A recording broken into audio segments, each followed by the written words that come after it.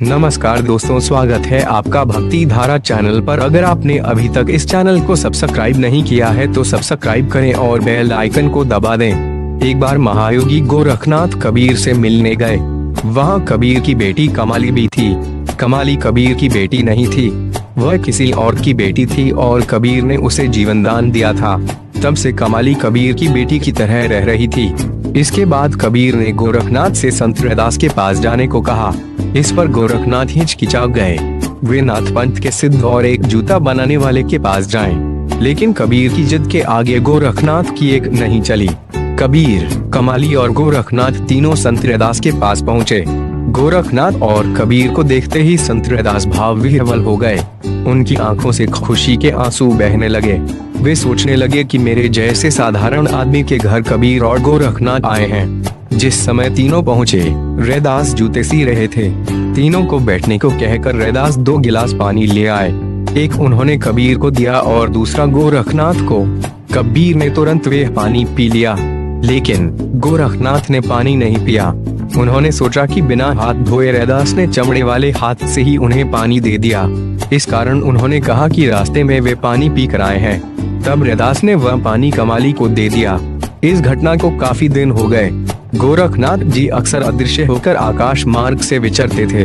उनके पास इतनी सिद्धियां थीं कि उन्हें इस हालत में विचरते हुए देवता तक नहीं देख सकते थे। उड़ते हुए वे मुल्तान के पास पहुंचे तो उन्हें नीचे से आवाज सुनाई पड़ी, आदेश गुरुजी। नाथ पंथ में इसी से एक दूसरे को प्रणाम किया जाता है। गोरखनाथ जी को काफी आश्चर्य हुआ। मैं अदृश्य होकर आसमान में विचर रहा हूँ, ऐसा कौन है जो मुझे प्रणाम कर रहा है? उसने कैसे जानना कि मैं यहाँ हूँ? उससे भी बढ़कर आश्चर्य की बात यह है कि एक स्त्री ने मुझे पहचान लिया। गोरखनाथ जी नीचे आए। तब उस स्त्री ने कहा कि मैं तो रोज आपको प्रणाम करती थी, लेकिन आप बहुत ऊंचाई पर होते थे। आज आप कम ऊंचाई पर थे तो आपको मेरी आवाज सुनाई दे गई। गोरखनाथ ने कहा कि मुझे देखने की शक्ति तो देवताओं के पास भी नहीं है, फिर तुम मुझे कैसे देख लेती हो? तब उस स्त्री ने गोरखनाथ से कहा कि आपने मुझे पहचाना नहीं, मैं कबीर की बेटी कमाली हूँ। जब से मैंने संत रैदास के हाथ का पानी पिया है, तब से मुझे सारी अदृश्य चीजें दिखाई देती हैं। भूत प्रेत, जलचर, नभचर सब कुछ दिखाई देते हैं। मैं शादी के बाद यहाँ मुल्तान आ गई। यह सब रैदास के पानी का ही कमाल है। यह सुनकर गोरखनाथ जी तत्काल कबीर के पास भागे। वे कबीर को लेकर रैदास के पास गए। उनकी समझ में आ चुका था कि क्यों इतना आग्रह कर कबीर उन्हें रैदास के पास लेकर गए थे।